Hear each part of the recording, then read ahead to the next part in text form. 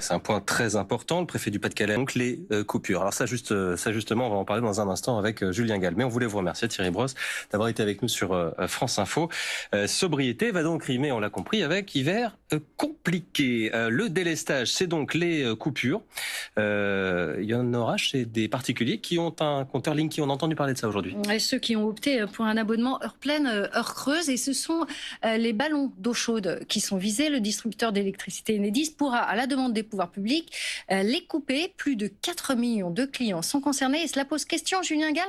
Ça veut dire que Linky est en mesure de couper l'électricité chez les abonnés entre midi et 14h sans leur demander leur avis. Alors c'est difficile de répondre par oui ou non à cette question. Ce qu'il faut dire d'abord, c'est que le ballon d'eau chaude va être coupé temporairement entre le 15 octobre et le 15 avril. C'est ce que nous dit RTE, le réseau de transport électrique français. Alors le principe, c'est que si vous avez un ballon d'eau chaude qui est programmé pour chauffer la nuit, rien ne change pour vous. Par contre, si vous avez un ballon d'eau chaude qui chauffe la nuit, mais également entre midi et 14h, là vous avez un abonnement spécial, vous l'avez dit, c'est l'abonnement heure pleine, heure creuse, ça concerne 4,3 millions de personnes. Alors là par contre votre ballon d'eau chaude va être automatiquement débranché pendant ces 2 heures creuses, c'est-à-dire entre midi et 14h. Alors débranché automatiquement, comment cela est-ce possible? Le compteur Linky ne peut pas détecter les appareils qui sont en activité dans votre maison, à savoir est-ce que votre télé est allumée ou est-ce que votre ordinateur fonctionne. Il ne peut pas le détecter. Par contre, ce qu'il peut faire, le compteur Linky, c'est déconnecter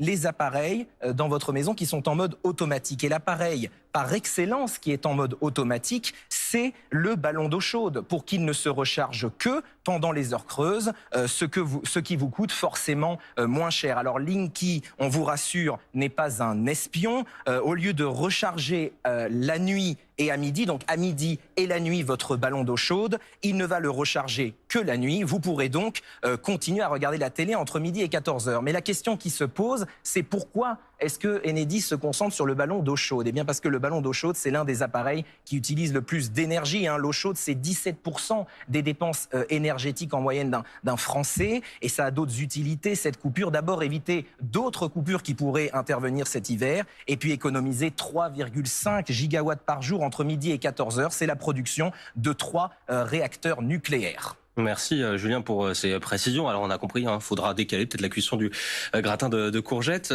C'est un but en tout cas, la sobriété énergétique, Julien. Mais comme ça, si on intervient chez les particuliers, c'est légal? Alors, il faut, sur cette question, il faut dire qu'Enedis renvoie la balle en fait au gouvernement en disant que c'est une demande de RTE, le réseau transport électrique, je vous disais, un organisme public d'État. Mais l'arrêté du gouvernement, il dit qu'il y a 2 règles pour les gestionnaires et les fournisseurs d'électricité. D'abord, que la coupure ne doit pas être supérieure à 2 heures. Et ensuite, que les fournisseurs doivent prévenir le client 1 semaine avant la désactivation. Quant à la question de l'accord demandé au client, ce point reste pour le moment flou. Merci beaucoup pour ces précisions, Julien Gall. Exit.